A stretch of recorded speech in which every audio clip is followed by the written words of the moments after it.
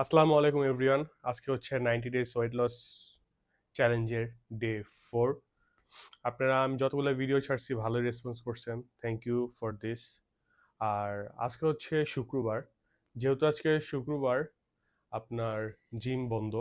এ just রামাদানের জন্য আমাদের জিমটা হচ্ছে সপ্তাহে 7 দিনই খোলা থাকে।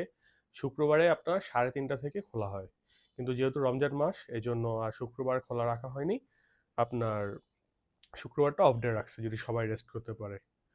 এই জন্য মাত্র ঘুম থেকে উঠলাম, দেখি কয়েকটা হোমওয়ার্ক আউট করবো। জাস্ট 3টা জিনিস: 50টা স্কোয়াট, 50টা পুশ আপ, 50টা সিট আপ। তো এটা মারবো, এরপরে গোসল টোসল করে মসজিদে যাব। তো আপনাদেরকে একটু দেখিয়ে দিচ্ছি।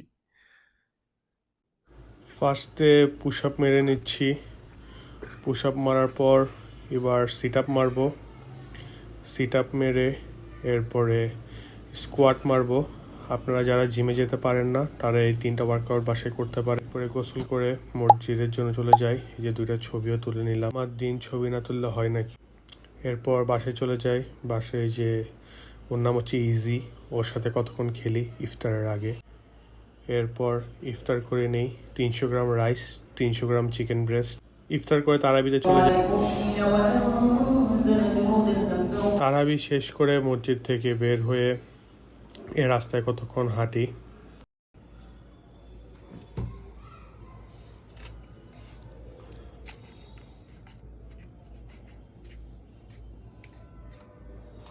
বডি ওয়েট মেবি 115ই হবে, দেখা যাক, কালকে জিমে যে ওজন মাপলে বোঝা যাবে।